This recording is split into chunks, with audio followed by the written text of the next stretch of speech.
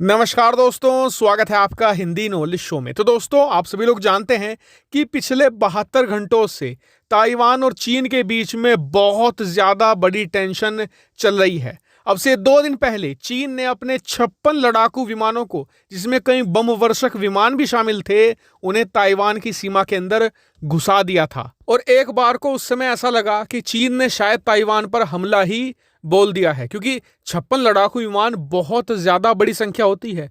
लगभग 3 स्क्वाड्रन होती हैं लड़ाकू विमानों की। और ताइवान जैसे छोटे देश पर कब्जा करने के लिए इतने लड़ाकू विमान काफी होते हैं।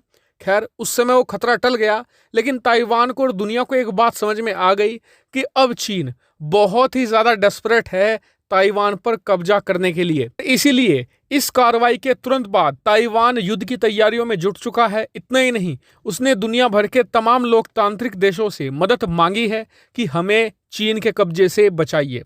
लेकिन पिछले 2 दिनों से दुनिया शांत बैठी थी। ना भारत ने कुछ कहा, ना अमेरिका ने कहा, ना ब्रिटेन, ना ही यूरोप ने कुछ कहा। लेकिन आज अमेरिका की तरफ से एक जबरदस्त एक्शन हुआ है।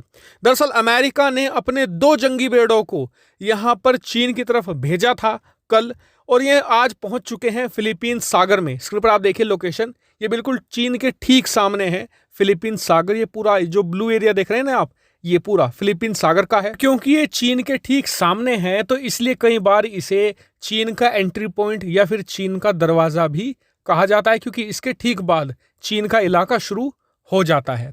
तो यहाँ पर ब्रिटेन के और इसके अलावा अमेरिका के युद्धपोत आपस में मिले और उन्होंने आज एक बड़ी मिलिट्री ड्रिल अंजाम दी है। और इसका मेन मुद्दा ये था कि कल को अगर चीन ताइवान पर हमला करता है तो ताइवान को किस तरीके से बचाया जाएगा, ऐसा एक युद्धाभ्यास यहाँ पर किया गया है। और इस युद्धाभ्यास की जो लोकेशन है, ये चीन और ताइवान के बेहद ही करीब रखी गई है। और इसका पहला कारण यह है कि चीन को संदेश भेजना कि अगर वो ताइवान पर हमला करता है तो अमेरिका उसकी सपोर्ट का जरूर आएगा, साथ ही ब्रिटेन भी आएगा। दूसरा मकसद ये है कि अमेरिका अपने जितने भी ताकतवर जंगी बेड़े हैं, इन्हें ताइवान के करीब रखना चाहता है आने वाले कुछ महीनों तक, ताकि यहाँ पर ताइवान सिक्योर फील करे, उसे चीन से डर ना लगे। वहीं इस मिलिट्री ड्रिल पर चीनी मीडिया का भी बयान आया है। दरअसल चीनी सरकार का जो मुखपत्र है ग्लोबल टाइम्स, उन्होंने ये लिखा है कि अमेरिका ब्रिटेन ताइवान के मामले में दखल ना दे, ये चीन का अंदरूनी मामला है। अगर इस तरीके से दखल दिया जाता है, इतनी बड़ी बड़ी मिलिट्री एक्सरसाइज अंजाम दी जाती है चीन के खिलाफ, तो ये सीधे सीधे तीसरे विश्व युद्ध की तरफ बढ़ना होगा। यानी कि चीन सीधे सीधे पूरी दुनिया को तीसरे विश्व युद्ध की धमकी दे रहा है कि या तो हमें ताइवान कब्जाने दो, वरना हम तीसरा विश्व युद्ध शुरू कर देंगे। तो चीन की इस धमकी के बाद अब जो पूरा दक्षिणी चीन सागर का इलाका है, वो आज की तारीख में ऐसे है जैसे कि बारूद का ढेर।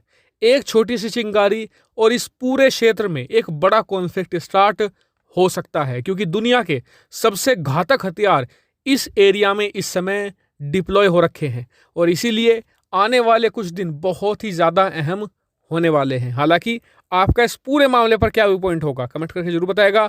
साथ ही वीडियो को शेयर कीजिएगा और चैनल को अभी तक भी सब्सक्राइब नहीं किया है तो प्लीज़ चैनल को भी सब्सक्राइब कीजिएगा। फिलहाल वीडियो में इतना ही। Thank you very much for watching video.